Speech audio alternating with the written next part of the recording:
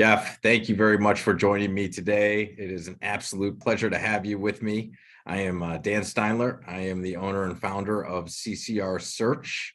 We specialize in accounting and finance, marketing and sales, and construction, finding top talent for our customers. We'll be covering the opportunities in the growing green energy sector, which is what you come out of. For more than 3 years, Jeff Grabner has held instrumental roles at Technostrobe, a leader in manufacturing obstruction lighting systems to protect towers that present a potential risk to air traffic in the wireless communication and wind farm sectors.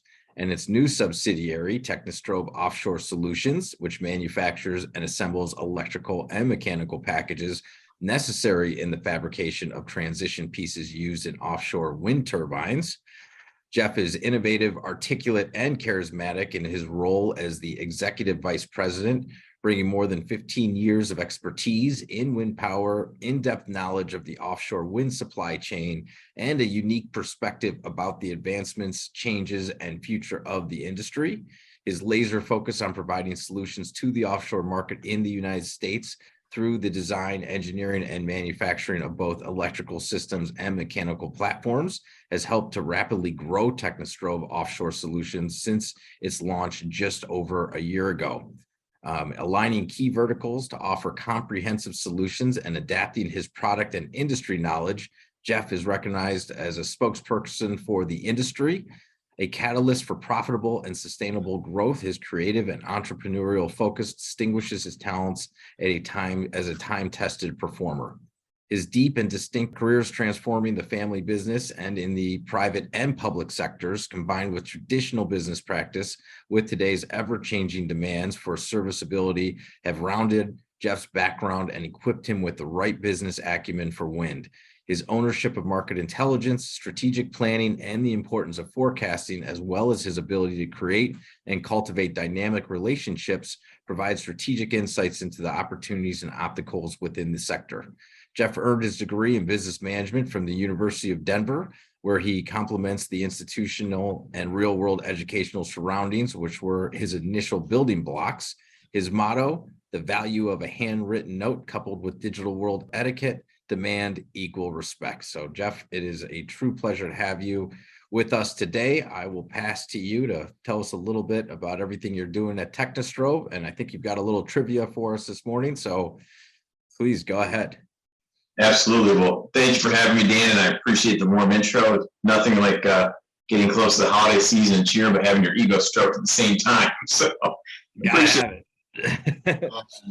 Yeah, I always like to start conversations or meetings with a trivia question. Not so much an icebreaker, but something that everybody can walk away with that they've learned other than what the subject at hand is. So my question to you, and you may not know the answer, but you can take a swing, is when and where did the first wind turbine to generate electricity was it created?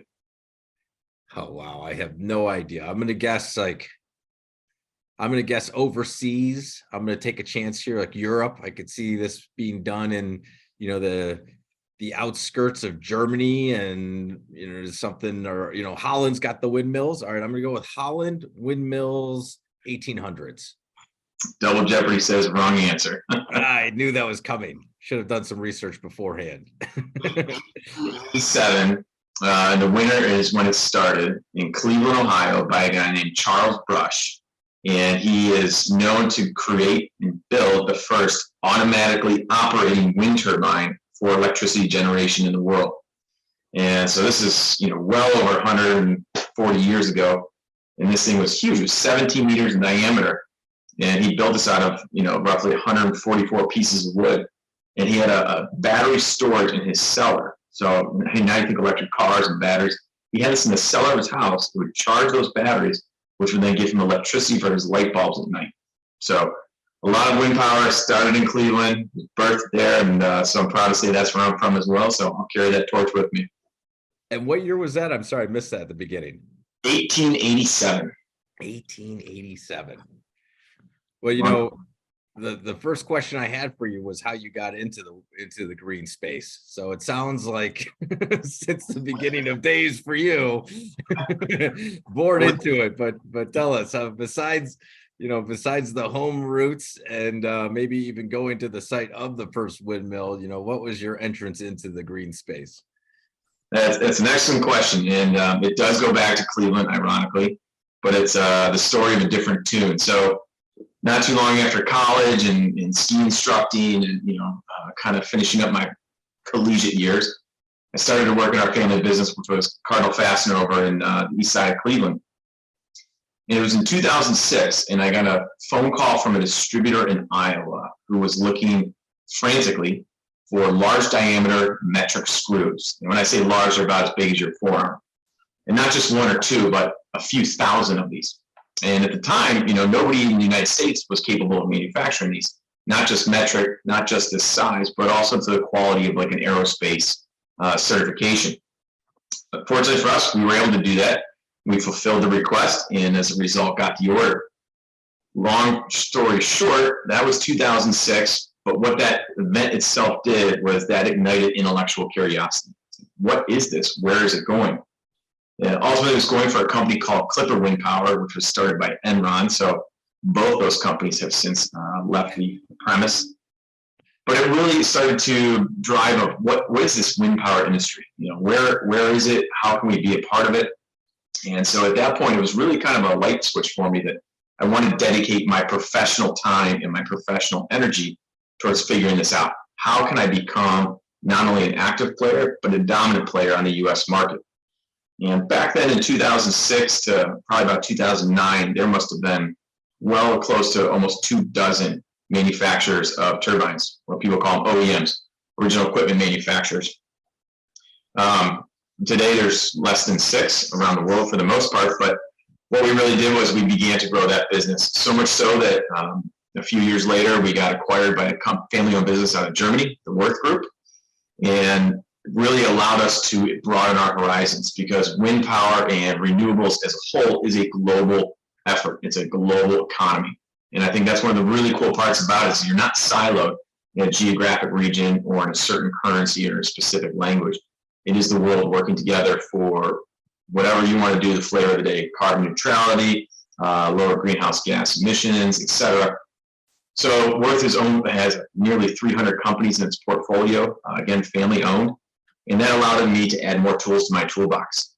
So really enjoyed that part on a global level, but after about 1.5 years or so, I wanted to spread my wings. What else was out there for me? And so I did have a few other endeavors from those days to where I am now at Technostrobe Offshore Solutions, but my common denominator through all those was wind power. And it's something that has gotten into my blood. It's something that I have invested both my personal and my professional time to see this industry grow. And as a result, a lot of the relationships and partnerships I've formed in this industry have stuck with me throughout those endeavors. But it's just like a relationship with your spouse. Nothing's just given, you have to earn it. And you have to work hard at doing that. So proud to say that we've gotten there. And now today, fast forward, I've been with Technostrobe for 3 years. And with Technostrobe Offshore Solutions for 12 months. The company has been around for just over 1 year on paper, but we did not get brick and mortar until February this year. So it's been a really extremely unique, wonderful opportunity to say, okay, here's a new market. We have a set of solutions and products and value. Now, build a business. So from, okay, what are we going to do? How are we going to do it? Where are we buying trash cans and desks? What equipment? How are we going to hire people? Create an HR manual? The whole 9 yards. And very excited to be a part of this and have the ability to lead that team out of Albany, New York. And so far now we are representative of, I want to say 10 folks globally. We have 4 in Europe, and then the other 6 are here in the United States. And what makes you so excited about wind power? Technostrobe's got you leading the charge for them. There's obviously a lot of new energies that are coming in. I read the other day about a competitor to Tesla that's a fusion energy car. So what drove you to wind power? Why so passionate? What's the commitment, and what's behind driving force? Well, again, in 2006, it was an opportunity by chance. It wasn't something that we had focused on. Typically in the faster business, oil and gas, heavy construction, light commercial. So one, it was a new industry, and at the time, wind power was new, coming out of college, and I didn't hear much about it. Wasn't on the press, and of course, this is pre-Twitter, Facebook, all the other social media platforms. So, wind is not always for the faint of heart, and I'll even say that for renewables because there is cyclicality to the industry. There are ups and downs. There are good times and bad times. So you have to know that when you're in an entrepreneurial type world, you are going to face challenges. And for some reason, some people like myself enjoy those challenges. Every day is different. And you mentioned your analogy with Tesla having a new competitor. For Elon Musk, he didn't have an easy path. He had a lot of naysayers in the beginning. But when you have passion for something and you have a determination, that's where your success will start to come. And for me, wind power has been, you're a pioneer, you're an entrepreneur, you want to take risks, you take educated risks, and at the end of the day, you're doing something good for the economy, you're doing something good for people, and you're doing something good for the planet. And that's a thing they call the triple bottom line: people, profit, planet. And what are some of the challenges you've personally seen? Our listeners, I'm sure, are familiar with the Tesla challenges and taking on Ford. But what are you seeing from a wind turbine or wind energy or just green space in general from your perspective? Absolutely. I think regardless of one's products or marketplace or your industry, you're always going to have ups and downs, always. And the good and great ones we remember because they're significant and they're impactful. But it's the bad ones, or the downs, as you could call them. Those are what I call battle scars. And you earn these battle scars. They make you stronger, they make you smarter, and they make you more driven. And so no matter what space you're in, you have to have these battle scars. You have to grow. You grow by falling and by learning. So that being said, for me personally, I can remember back in, I want to say, this is maybe 8 or 10 years ago, is we were trying to get a new product approved with a European turbine manufacturer. And they were new to the United States. We wanted to work with them and be their primary supplier. We sent our stuff to Spain, and we knew that this was going to be great. We've been doing this for a couple of years, and then we get a report back that, boom, it's failed. And so you're just heartbroken. It's your blood, sweat, and your tears. Your whole team, and it just didn't work well. So we said, can't do this. There's no way. We had this tested at a third-party lab. I know this is good. So now what we did is said, okay, we're going to actually personally carry our product over to Spain. We will watch it being tested to verify everything's done according to plan. Sure enough, we passed. Well, the reason we passed then is because we were there. The first time we failed is because we weren't present. We were a new company coming into a new market. If I were to be successful, I would be pulling economic value out of Spain from current manufacturers. So I don't want to say it was a sabotage, but you could suspect maybe foul play or instructions weren't followed correctly on the test. So long story short is I learned from that lesson. I learned from that downfall is that you have to carry your value with you. You have to stay confident in your position, whether you're conveying a message, you're selling a product, or you're pushing through a service, is to keep that with you and never let back, because if you know you're going to succeed, you will succeed. Well, what was the timing like? So, you took the first at bat and then, X amount of time went by and then you finally got a second at bat. Like, what was that total timing from first swing to completion? Well, that must have from the first failure to completion, or just that time frame of the failure. Yeah, it's hard to get back out there, and I'm kind of curious on how long did it take to regroup and sort of lick your wounds and get back after it. I wouldn't say there was licking of wounds. It was, put a Band-Aid on it because we're going to go get this and win this. Okay. The mark was probably about 4 to 6 months because the renewable space can have a very high barrier to entry because there's a lot of legacy players in there, and those legacy players have ownership of lessons learned and tribal knowledge. So you can read a print, you can see a drawing and say, yes, I can do it. When it comes time to deliver it at the end of the day, there's so many more intricacies to that solution that were not on paper. And you have to bring that with you. So for when we knew we had a failure in this testing lab, but that should not have been a failure, we pulled on our big boy pants, as you will, and said, this is not right. We're going to see this through the finish.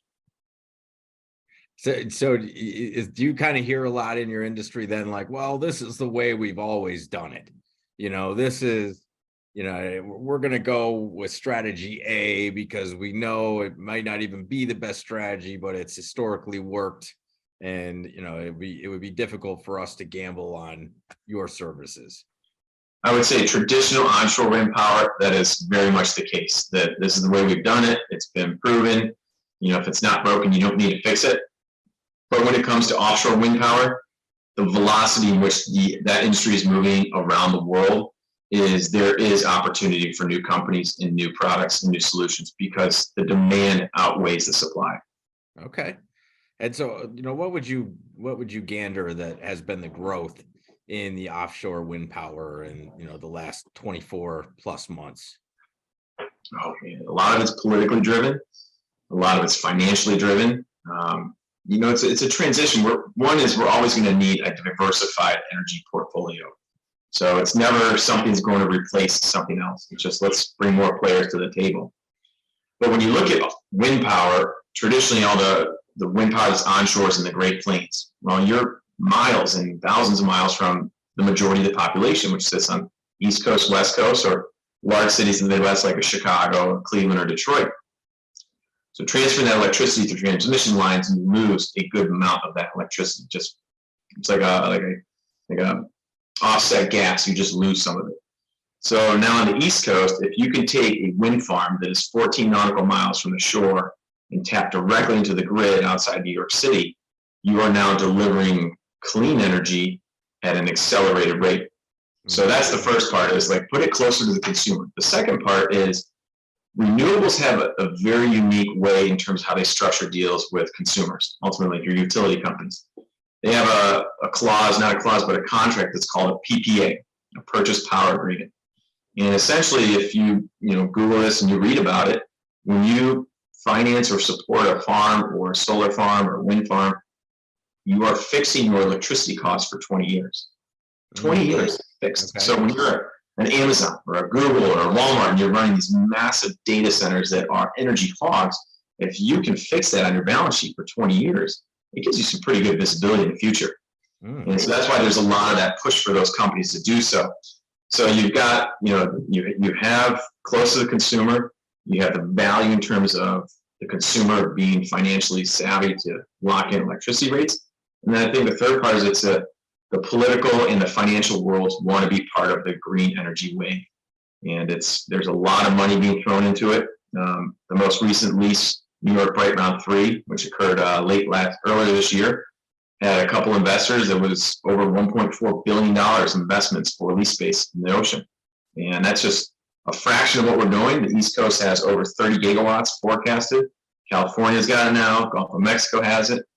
And again, that's just the United States. If you look globally, everything's always in terms of power generation. Globally, the world will put in 25 gigawatts of wind power in the ocean over the next 20 years. Wow. Absolutely incredible.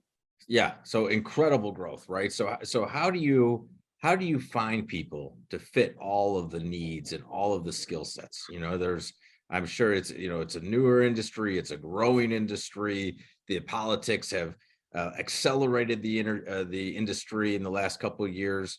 Are there places you go to? There's a lot of people, including my listeners, that are maybe transitioning in their careers, and they're, the green space might not even be top of mind. Like, how do you find those types of people?